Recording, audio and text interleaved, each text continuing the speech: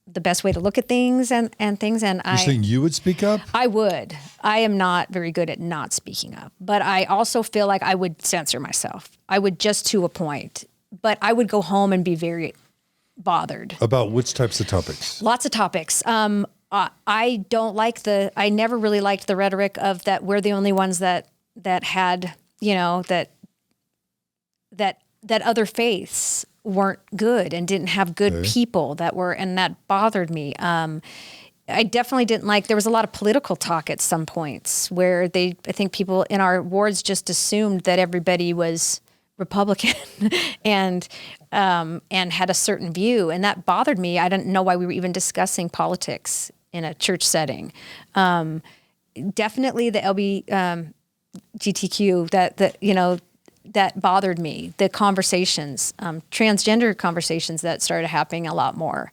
What was it about your life or experience that made you LGBTQ empathetic, or was there? So I'm not exactly sure, except that I feel that I've always sort of been like, I always had trouble with a view about, first of all, I never believed it was a choice. And I also think that, I also feel like, I don't think we have the capacity nor the responsibility to judge. And so I also see the damage that's done. So my girls were both in theater. So I had a lot of theater kids coming through through our house. And I love these kids like they were anybody. I just think it's difficult to judge or difficult to love somebody fully if you're judging them. I've always felt that way. I don't know why. It's not like I was taught that. Other than I just really believed the church when they talked about Christ and Christ's love. I think maybe that's it. Really the teachings that the church gave us, that Christ loved everyone, and that's our only responsibility, and we can't judge other people because we don't know what their heart is. And this was when you were all in.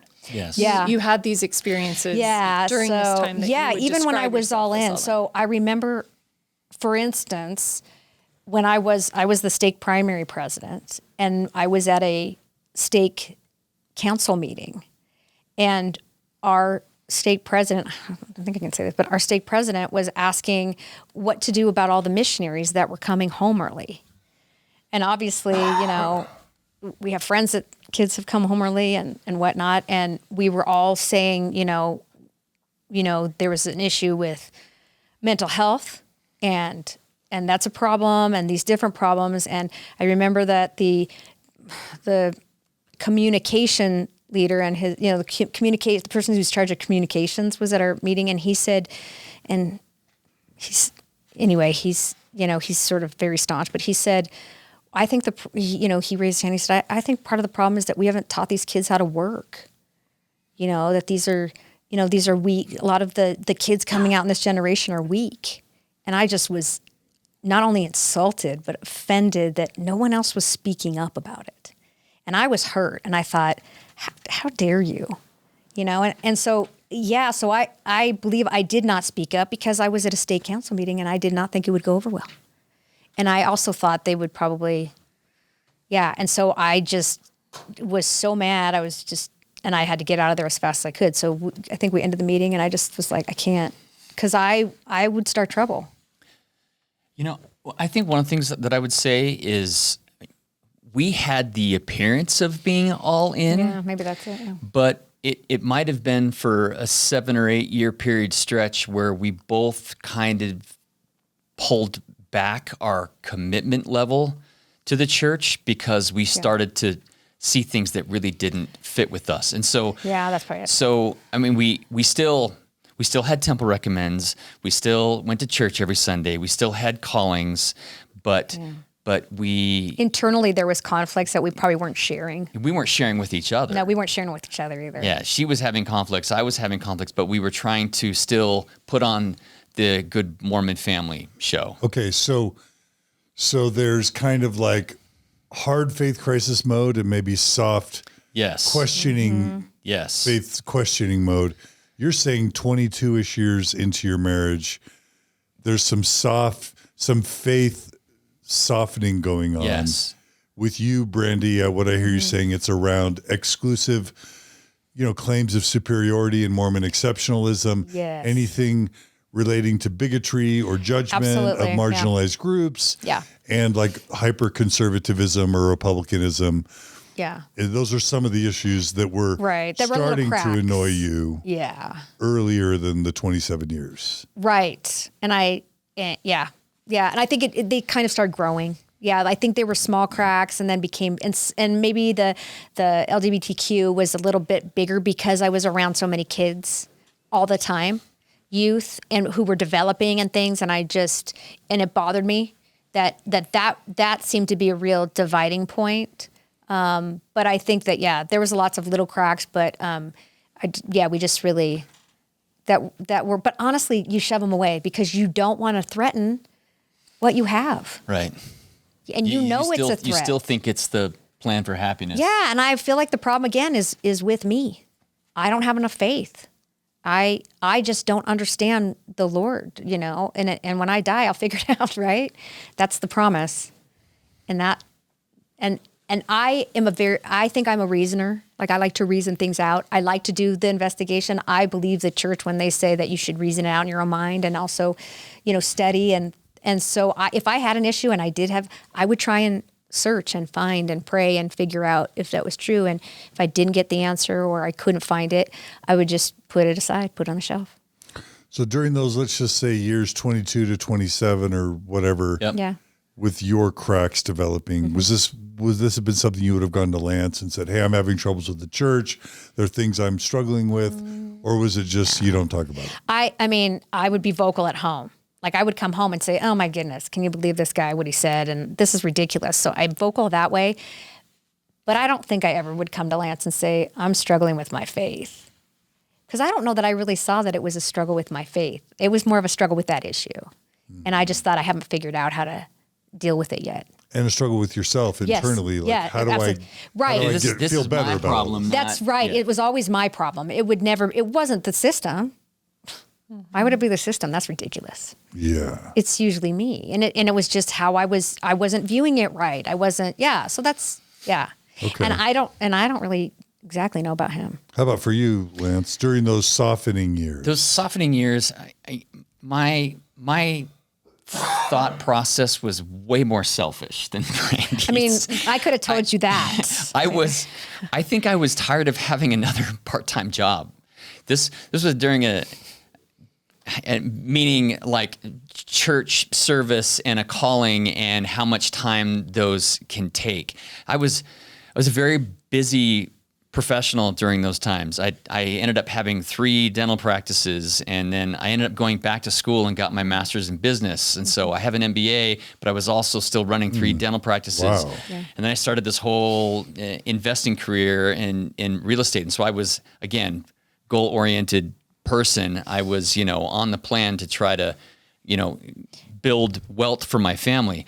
But what ended up happening was those 3 pillars started to crack for me, and I was tired of not being fit anymore. And so I started to back off on my church service, but that was only inwardly. It was like, I still have a calling. I was still teaching gospel doctrine, but I was, I was finding lessons on the internet and just regurgitating those instead of studying them out. And so I was spending so much time on business and family that I didn't want to spend another 20 hours a week doing church service things. And so what I mean by that is I just started to hold things at arm's length a little bit more. Still have the outward appearance that we're all in and that we're faithful members, but I'm going to take some time for myself and not so much into my church service. But not doubting or disbelieving. No. Yeah. Yes. Just super busy with work. Just super busy. Yeah. Yeah. Because that's a lot, right? It was a lot. Yeah. Yeah. And within the roles, the idea of providing oftentimes and the pressure of that is very real. I hear also just conserving energy, like Yes. feeling maxed out and trying to edit your life and reprioritize so that you have the energy you need to do kind of what's asked of you. Correct. Yeah. I mean, we kind of did this. If you're going to become a super white collar Mormon professional dad, and you've got a lot of kids and a wife who works from home as a stay-at-home mom, then you're going to have to like turbocharge your career and get on a fast track to making a lot of money relatively quickly so that you can eventually retire and become the mission president or serve missions and support your large family.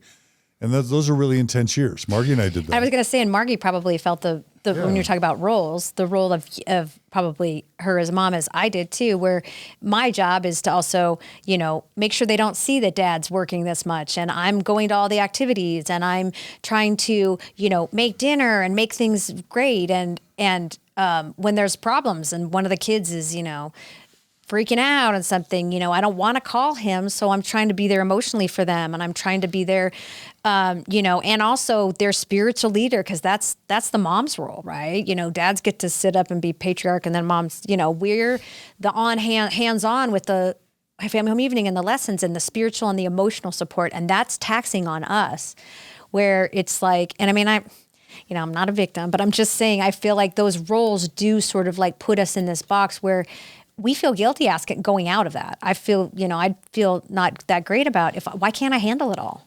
Yeah. Why can't my house be, I was never that big about, my house being clean. No, but really my house needs to be nice. And there is a sort of perfectionism that is clearly not just daunting, but is almost judging, right? Sitting there judging you. Like I'm not that. Yeah. And then you add into it that you have to be able to accept all these things lovingly, and your kids also. I think definitely that your kids are a reflection of you, rather than being that you're helping them to guide you. How they navigate church relationships and those is more like, you're a good parent if your kids are this way, and rather than them being their own people and you're guiding them and. Yeah, so I think that's added pressure. That's just added pressure to be a certain, wow. I mean, that's a lot in this. I think Margie's vibing with you. Yeah, I think Margie is. I'm seeing a lot of Margie nodding going on right now. I would hope that a lot of women are like, yeah, I get it. Because it is that, and I don't know how, in Relief Society, sometimes, we'll talk about it, and then, there'll always be that one that's like, well, I do all this, and y'all want to throw stuff at her, but we don't. But, I think that I think there's an honesty issue too, that, which is also, I think it's getting better, but I do think that there's an issue where we don't like to say, I'm struggling with this and this, because then they're like, oh yeah. Yeah, because part of the expectation with the perfectionism on a level is that it look effortless and that it makes you happy. Yeah, That's where the joy is found, right? Not for me. But I'm just saying that's where the joy is, and I'm like, oh, yeah. I don't think Margie was always happy either, right, Margie? Well, always happy and joy. I don't think, and I just don't think that's the design of life in general, to be happy all the time. But I think especially under these incredibly high expectations for women and in so small a space with such pressure riding on, their perfectionism. Everything. Right. It's kind of up to you. Well, your whole family. Well, and I think if we go a little further, and this is where an issue really comes for me, we're mental health.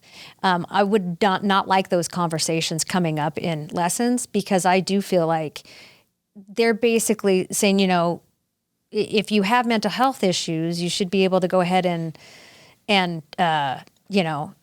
the Lord will take that away from you if you're righteous enough, or, he'll help you to deal with it. And the thing is that I always had issues with that, because mental health issues are often that you can't think of it in a very clear mind. I can't say, oh, I'm going to read more scriptures or whatever. It's an issue, and I don't want to get out of bed today. And that's not because, I'm not pulling myself up by the bootstraps. And And I think that becomes very difficult, especially for women who suffer for that and the conversations that happen around it is like, peace is a very hard thing to find when you have mental health problems. And so your judgments are off. So I think that's, but they don't really we don't talk about that. We don't talk about, it's hard to make your home this great when you have a child that's suffering or maybe you are, and you can't think about it in that straight way. So then you feel like a bigger failure and you have these roles that are, sitting over you and we don't talk about it. So are you saying you struggled with your mental health while you were being a Mormon mom? Oh, yeah. Do you want to talk about that? Absolutely. Just no, like, not at all. No, I'm just kidding. I mean, That's okay. Absolutely not. I just brought it up. So I think absolutely. Do you want to tell a little bit of that story? Sure, I can tell you. What it was like to be a depressed Mormon mom. Yeah, Lance can probably even tell you about it. I'm bipolar. And even going to get medication is for me was a huge struggle because it is basically the sense every day I would put, when I put pills in my mouth for a long time I was a failure. I could not overcome this myself. I could not. Can you describe a tiny bit about how the bipolar symptoms manifested in your life as a Mormon mom? Sure. So I think, honestly, they started, I probably was like this for a long time. But I definitely remember when I finally got help, this is hard to tell. Yeah. I'm sorry, I wasn't expecting. Sorry, I wasn't expecting that. Do you want to share? Do you still feel comfortable sharing? Yeah. Okay. I just remember Lake was a little baby, and I remember Lance was gone at school, and Lake was only like maybe 1. And I remember feeling like I was going to lose my mind, and I was just on the floor holding him, and I was just crying, and Lance came home, and he's like, "What's going on?" And I'm like, something just doesn't feel right. And I know I'd struggled a long time, but managed to not deal with it. And he's like, "Yeah, well, you need help." and seeking help, even it just wasn't something that I was, raised to think that, you just didn't. My dad was always, I had struggles, and my dad was like, don't tell your employer that you're struggling. You don't let people know this because you'll be stigmatized. And so probably even when I was a kid, but so I said, yeah, I probably do, because it's hard to explain, but it was just, I was at a spot where I just couldn't think. Everything was overwhelming to me, and I wanted to die. And you feel terrible because you are a mom. And you're like, I don't want I even remember before we decided to have children, I definitely contemplated that maybe I didn't want to have children because there's like a 90% chance that they would have mental health problems. And I didn't want that for them. Did you have a bipolar diagnosis before you got married? No, but I definitely knew that I knew because I would be up and down a lot. I would stay up for a few days the manic to episodes. Paint. Yeah, to paint. And I knew that I had to finish what I was doing because the next couple of days I would probably be out. I wouldn't be able to finish what I was doing and would struggle. And so with work, that became the job I did helped me a lot because I could sort of be away from people. But it came out a lot as anger. Wait, what job was that again? I worked for I was undercover security for a department store. So I could be up on the cameras and not deal with people. Yeah. But then also if I was fine, I could be out on the floor and doing stuff. And so it was flexible enough. Yeah, and I could be angry and mean. Also, I could fight with people, which was really fun. So it was a way to outlet the anger that I had, because that's just part of being bipolar. You get very angry. But once you're a Mormon mom, you do not show that, and you try. But there was times when I wouldn't go to church because I would not be having a good day. And Lance, I feel like our marriage suffered a lot because a lot of times he would come home and I'd be angry at him, and he would not, and I would, and I'd throw everything in the kitchen sink at him, and he's like, "Really? I've been working all day," and so I would disappear. I would definitely have to disappear a little bit.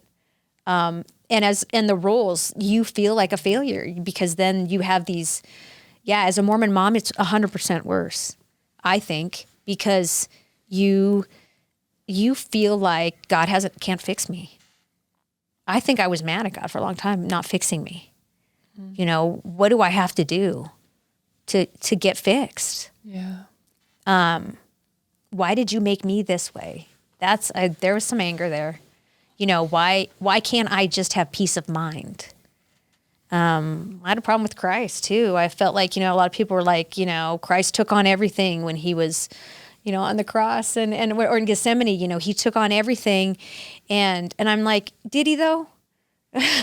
Did he? Because if he took on mental health, I feel like he wouldn't be able to see out of it. And that's different. And you can deal with a lot of things if you have a right mind. But if your mind is telling you something completely different it is very difficult. So I did get a diagnosis, and it took a long time to find the right medication too. And that was also a struggle. So totally sidelined, sorry. But I do think it finally, when I did find the right medication and was not ashamed to take medication. I mean, It took a long time to get to the point where you felt not ashamed just to take the medication. Yeah. Yeah. And it took me a long time to even talk and tell anybody that I was this way.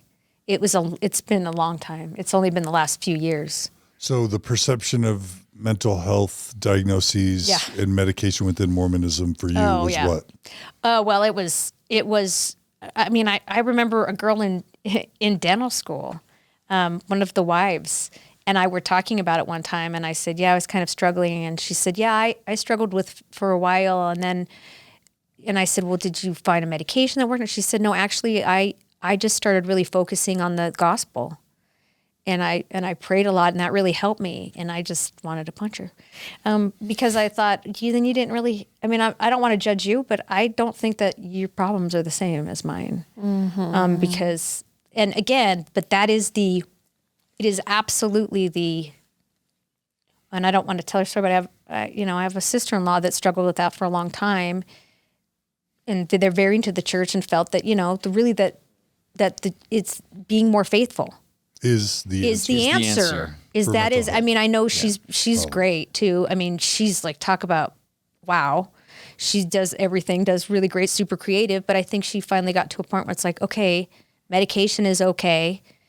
And they're coupled with it. But I still think there is still that perception where you have to be everybody. You can't tell somebody too that you're struggling. I don't want to be the Relief Society president because I don't know that works with what I'm dealing with because I have to be on all the time. So, yeah. Sorry about that. That was a weird side note.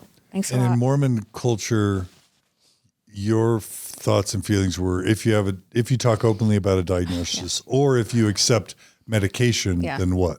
Oh, you're stigmatized. I feel like you're stigmatized. I definitely think that they sure as Crummy wouldn't have had me around the young women, right? And I'm judging. I'm not sure if that's true, but I do think that's very true. They're not going to put you in leadership positions either because you can't. How do they know how you're going to be? Right? Yeah. It's a little dangerous when they need to control it. And I mean, I feel like that's probably true with a lot of things, but when you need to make sure that they don't want you talking to their youth, I don't, blame them about, struggles mentally. Has mental illness. Right. As mental illness. It's, and also I feel like, I hate to say this, but I feel like because the men run the church, they definitely is not something that they don't really have time for that. It's business. It's marginalized. The importance of it is marginalized. Absolutely. Even though they say it's not. We have had very different experiences, and I think in general, most people are like, oh yeah, even the U.S., it's like very, oh yeah, we understand it, and we're here for you, and it's like, no, right. It's really not. It's definitely not true. Yeah. But again, so my experiences, maybe it's not someone else's, but it's definitely been my experience, and added pressure, and added fault. That it's my fault. And I think that was even hard in our marriage too, where I definitely, I had no place to put it. So a lot of times it was put on him. Oh my gosh, where have you been? It's 7:00. I'm struggling. And I don't know. I'm just angry. I don't even know why I'm angry. But it's because you didn't do this, this, and this, and this. And that really wasn't the case. And so then he is the kind of person that's kind of going to pull back a little bit too. And then, oh, we got to go to church on Sunday. Okay, well, everybody has to be, I'm getting all the kids ready and school, and it's just a lot. It's just a lot.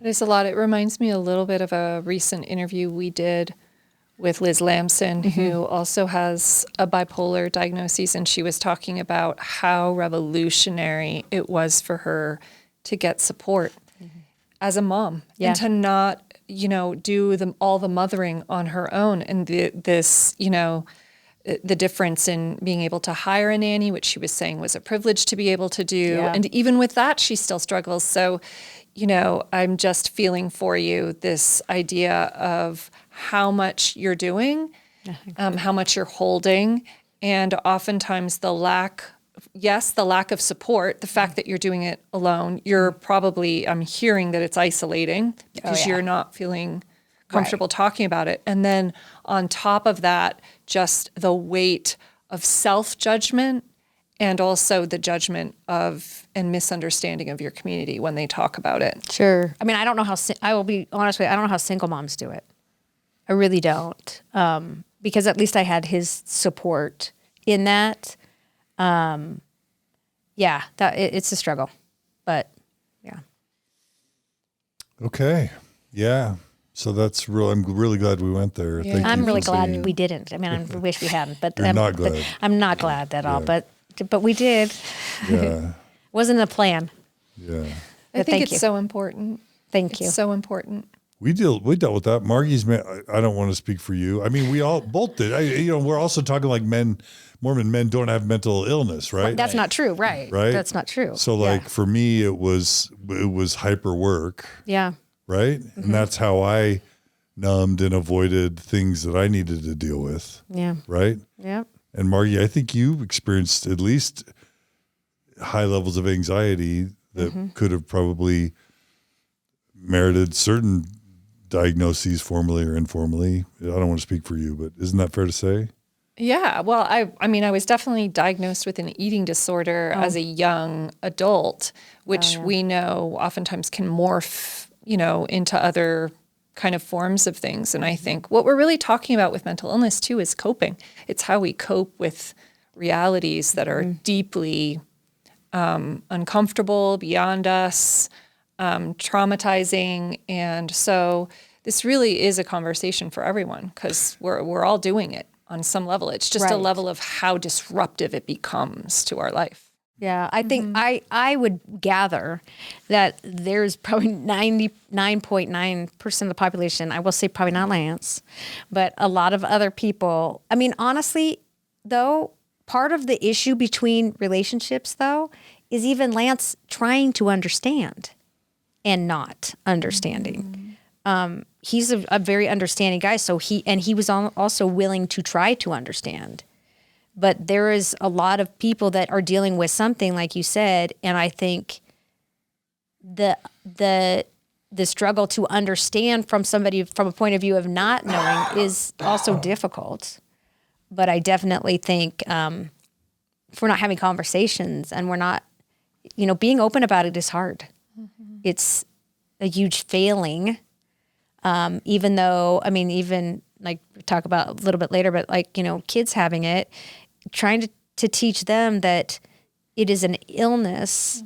It's definitely not a choice, but it's an illness, and viewing that like cancer or something else, no problem getting treatment for that, right? So you're going to get treatment for, if you had MS, if you had something that was even like chronic, you're going to get treatment for it. But this mental health thing is oftentimes sort of overshadowed by it's mythical, right? It's not, is it you? Are you trying to get attention? Are you just trying to make excuses for not wanting to work hard, for not being there for your kids or for not being the perfect person you can be. And so we getting treatment slow, and then the treatment is sort of elusive too. Yeah. Yeah. So yeah. And this plays back a little bit. It reminds me a little bit of what attracted you so much to Mormonism and what really worked for you, Lance, this idea of like safety and protection on some level, and how it works against you in Mormonism sometimes when you do start to struggle, because instead of getting help or having support or people really offer resources or true helps that will matter, that it's kind of inferred on a level like, yeah, you must not be Right. Well, it's coupled with spirituality, isn't it? And it's true with mental health, but it can be true with things like cancer too. Like there are, I remember in wards when huge hurricanes would hit places and people would talk about it like that community must really have been, and it's what happens when your brain over-justifies according to if we're going to talk about like gay thing, AIDS was because, God was sending a message, which is punishing the wicked, right? Which is sort of mind blowing that you would even view it that way. But yeah, I think you're right. It seems like even Lance being goal oriented, and I think even me, there was that that safety that if you're going to get fixed, this is the only place to get fixed. But then again, the fixing is always coupled with that. It has to be somehow spiritual too, right? So that's a bad thing. Would you try and self-medicate through the gospel? Oh, absolutely. Your bipolar? 100%. Can you talk about that? What that was like? I think absolutely. That's part of the heartbreaking thing is the prayer. Absolutely. The getting more into your calling. Can you describe those things? Prayer? Like I said, I often would pray and say, if you're supposed to say that you love me and that, why did you make me this way? Why make me have so many mental struggles where I couldn't, where I hated myself, where I would be up for days and then not be able to function. It's usually in the depressive times where why can't I get out of bed? Why do I have absolutely zero motivation to do anything? Why do I loathe myself so much? I remember even being a kid where I just felt like I wanted to rip my skin off because I did not like myself so much. And that's hard. And then I would also read the scriptures and try and search the scriptures to try and find somebody that was like me, that was struggling. And it's really hard too, because reading, finding somebody that was struggling with something, but there was never any discussion about how they would struggle internally. It was always, it was more about being obedient. Somebody, if you even look at, there was always good person, bad person. There was not any nuances. And so you look for that scripture that's talking about a struggle, and it's usually tied with disobedience. And so I think that I struggled with that. And I also struggled with the fact that I think by my nature, I questioned things and was viewed sort of as a rebel, a little bit of a rebel. So I'm thinking that's why I'm this way. So that was a struggle. And so to try and get further into it, it was about serving more. It was about, doing more of my callings. Definitely. Praying for the Lord to take these struggles away from you. Yeah. Journal writing. Yeah.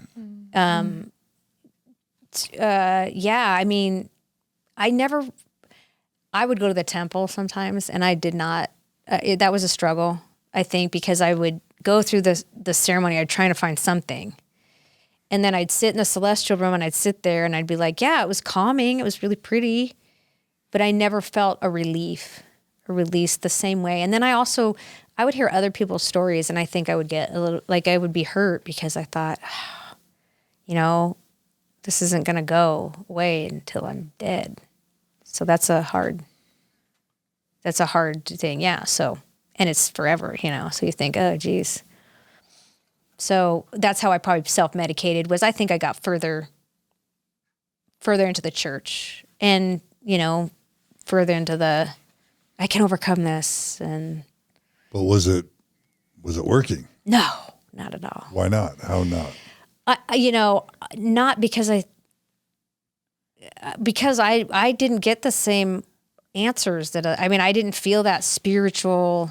Because it's a thing. chemical issue that Yeah. can't be solved without Right. medication. Right. For me, that was the case. I didn't need to talk about problems because my problem was internal in the way I felt. Any other thing outside of it was because I felt this way inside, and it was really difficult to even discuss it. It was difficult for me to have words for it. So yeah, that was a struggle. And there really wasn't, yeah. Thank you for sharing. Yeah. So you're 22, 25 years into your Mormon marriage and motherhood. Mm-hmm. You're struggling with untreated bipolar. I think that was, at that stage, I was probably about 10 years into it. Yeah, about 10 years into it. And and it started to get worse, and I started to get a little bit hopeless, I guess. Yeah, and Lance came, I started, So it started to get ugly. I started to cut a little bit. So I think Maybe a self-harm warning for those who And so Lance came home at one point and said, I think you need to go to the hospital. So you started doing self-harm Yeah. as a way to medicate your... Yeah. And so I was admitted into the hospital, and they had a program that I could stay there for a week. And I did. And that program actually led me to a really good, actually a Mormon psychologist who actually found a psychiatrist for me that did, because I had seen other psychiatrists, and I had tried so many medications that really had terrible side effects, were not working for me. I hear it's a journey, right? Yeah, it is. And that can be very, that can put you in a tailspin, which was where I was at, where it's like, there's nothing to fix me. I can't, the side effects were terrible. I could not find the right thing. I would be on something for 6 months, and then it would, like, all of a sudden my body would reject it. I would take, 2 weeks to get up on the right medication, and then 2 weeks coming off it. And I pretty much knew right away if something was going to work or not. So anyway, I found he led me to a psychiatrist that dealt with difficult cases, and we found the right medication, combination. Wow. And I've been on that for the last 15 years, and for you, do you want to share what that was? It's a combination between Adderall and Provigil. And so Adderall, it tends to make me a little bit angry. But it does help me with the clearer mind and then Provigil is actually a narcoleptic medicine, but it tones me down. So because my chemicals kind of flip everything around, it has worked very well for me. But there's a whole other, for a long time, my insurance was like, it was considered test we've really combination. had to advocate and fight. Yeah, With it's insurance outside, companies, yes. probably Yes, the and normal. Adderall's abused so much For that ADHD. it's becomes and it's been very, and so we're with a better insurance company now. But I used to have to fight every 6 months to get it, and that was also again then I'm having to justify that this works for me. I don't know why, but it makes me have a normal, like a place where I can choose my emotions. Right. And that's the thing about mental health is, I didn't have that baseline. So now I have a baseline, and so we've been good ever since then. And I can feel normal because I can choose how I want to react to things. Yeah, it gives you that space. Is what Yeah, I'm that hearing. it really is that. Yeah, it's that peace at my resting peace, and then from there things are going to happen on the outside and whatever. But I never had that. But now I do.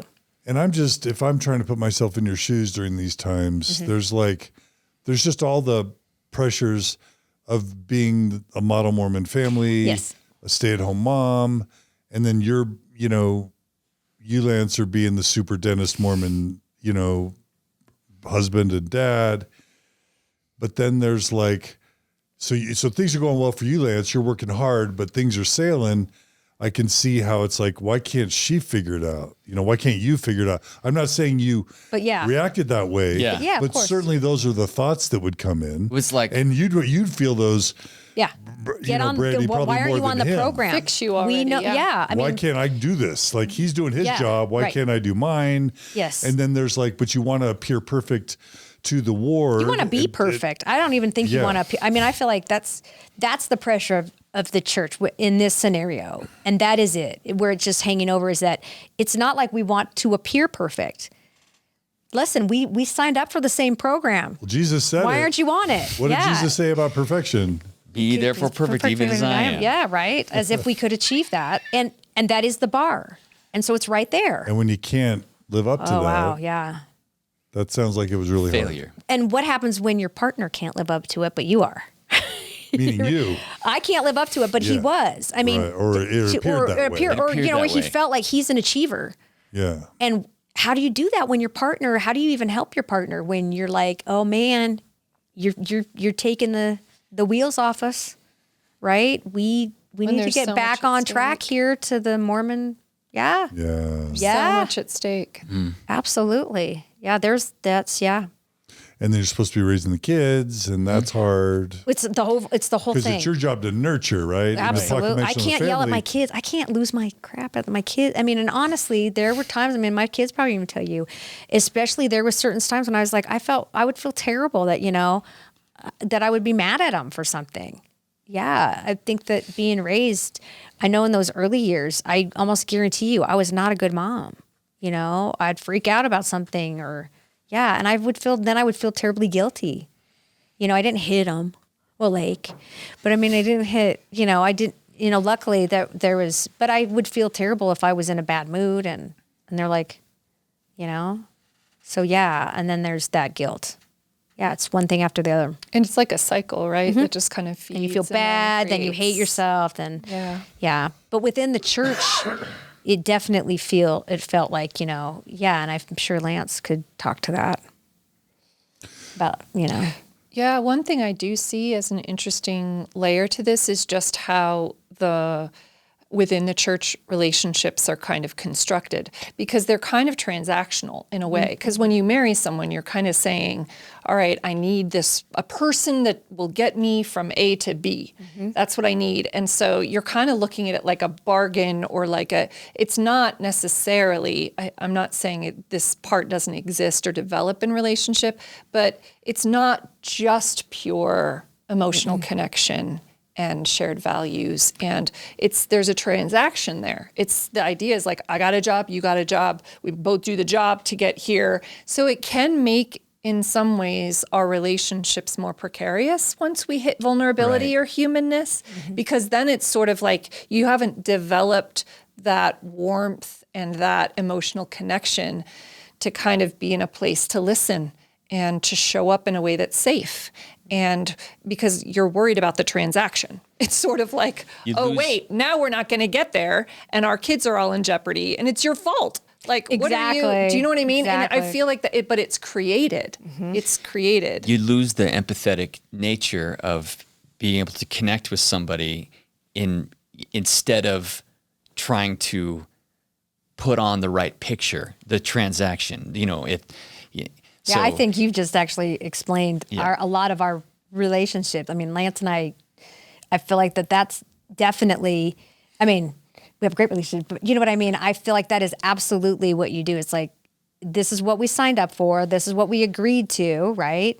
And I think that is why with like my mom and my dad, it's like, I can't drop the ball, right? And if I do decide that we're not in the same place, that's going to be a negotiation. It's not, I'm going to have to, rather than it being a loving explanation and like, okay, it's more of like, I got to go back to the contract. We got to discuss we got to renegotiate, because things have changed with me. Things have changed with you. And I know what you were thinking. And I said I was on board for this, but it does. It's very transactional, and that changes your relationship. Yeah, I can see that. I think that's a good point. Wow. Well, I just want to say kind of at this point in the interview, you guys have shared some really valuable and vulnerable and important things that I think a lot of people are going to resonate with. And what's surprising is that I don't think any of us planned to have that conversation. Is that right? That is correct. Yes, you Yeah. are right. That was not in the plan. Yeah. So. So I think what we'll do is we'll go ahead and make this the conclusion of part 1, and maybe there'll be kind of a perfectionism, mental illness treatment kind of theme to part 1. And then what we'll do is we'll end this episode, and then we'll come right back for part 2, and we'll invite you all to come right back and join us for part 2 of this episode, where we're going to talk about, even though you and your family were having some of these significant mental health challenges, there's probably an appearance in your ward or stake that you were in many ways kind of the perfect Mormon family, or Well, perception. I'd like to think Yeah. that, yes. Yeah. Yeah, I think so. I think they felt like we had it all. Yeah. Yeah. We were doing the right things. Dentists and all that. Yeah. So, and blonde and, all that. Right. Right. The Aryan nation was ruling. Oh, yes. wait. Oh, So, no, that's we not just good. went off No. the rails just then. Bad No, call. but what we'll do is we'll come back in part 2 is going to be about kind of when your faith crisis really started to happen. Like you said, 27-ish years into and then how you guys went from being like full in, model Mormons in many ways to where you are now. And we'll be dealing with the themes of having an LGBTQ child, having a son return early from his mission, experiencing a cover-up of sexual abuse in a state context, and then just navigating, kind of learning about factual church history Yep. and truth claims, and going down the rabbit hole, as Yep. they say. Right. That'll be part 2. Okay. Sound good? Thank you. Yeah. Yeah. Thanks for having us. All right. Well, thanks, Lance and Brandee Heppler, for part 1. Yeah, thank And you. Margie, as always, couldn't do this without you. So thanks for joining us, Margie. Yeah. Thank you. All right. Don't go, everyone. Come right back for part 2 of our interview with Lance and Brandee Heppler. Thanks, everybody. See you soon.